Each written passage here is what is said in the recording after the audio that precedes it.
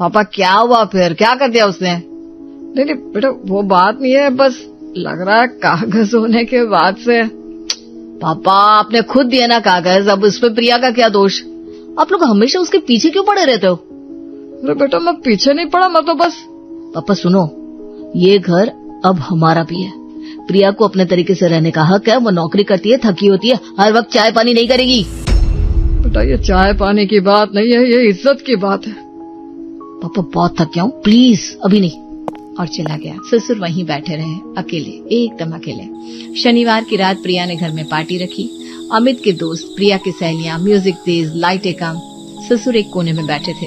तभी प्रिया की सहेली रिया अपने बॉयफ्रेंड से बात कर रही थी। शायद उसे पता नहीं था कि ससुर पास में है। यार प्रिया ने तो कमाल कर दिया, 2 साल सेवा कर्नाटक, क्या बंगला अपने नाम करा लिया। बोल रही थी बस और 6 महीने फिर तो अलग कर लेना है। सच में? और वो बूढ़े समझे नहीं? अरे यार वो एकदम भोले हैं, उन्हें क्या पता बहू कब बेटी बनती है और कब मालकिन। ससुर का हाथ कांपने लगा। ग्लास रख दिया, चुपचाप उठे और सास के पास गए।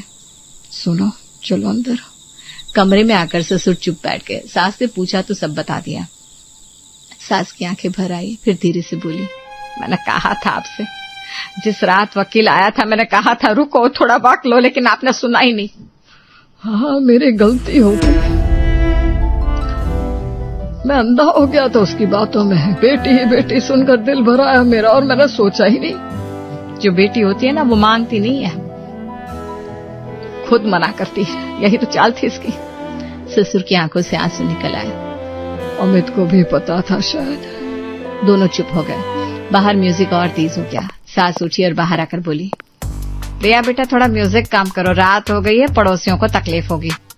प्रिया ने पलट कर देखा, एक पल रुकी, फिर बेशर्मी से मुस्कुराते हुए बोली, मम्मी जी ये घर अब मेरा है, कागज देख लो अगर याद ना हो तो।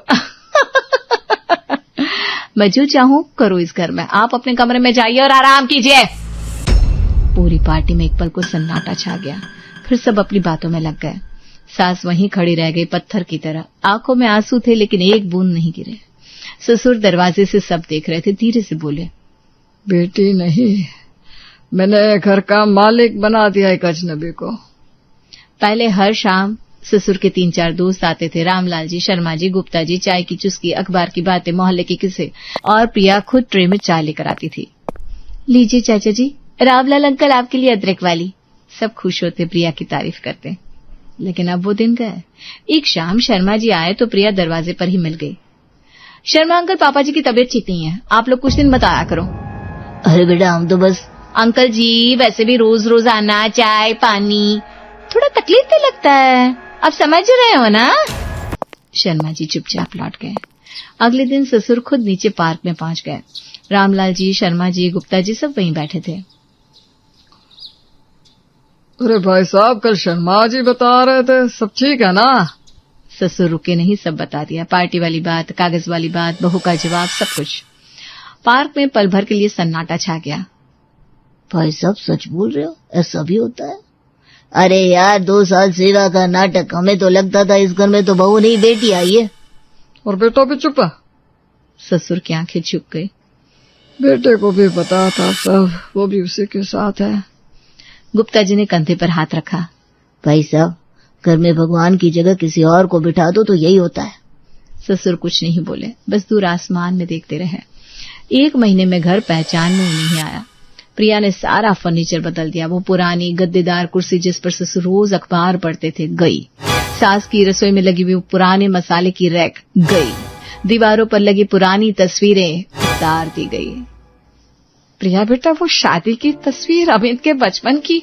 मम्मी जी वो सब पुराना हो गया है, घर मॉडर्न लगना चाहिए। स्टोर रूम में रख दिया है, देखनी है तो वहां जाओ। ससुर की दवाई का वक्त था, रसोई बंद थी। बेटा जरा पानी मिलेगा, दवाई लेनी है। प्रिया सोफे पर बैठी फोन देख रही थी। लाल है ना घर में? हाथ टूटे हैं क्या आपके? ससुर चुपचाप खुद उठे, कांपते हाथों से पानी लिया, दवाई ली। रात को सास को भूख लगी, रसोई में गई तो ताला लगा था। प्रिया बेटा रात को खाना? मम्मी जी मेरी रसोई है, मैं जब चाहूँ खाना बनाऊं। आपको इतनी रात को भूख लगती है तो बिस्किट रखो कमरे में। फिर वो दिन आया जिसका डर था। रविवार की सुबह अमित ने कमरे में बुलाया।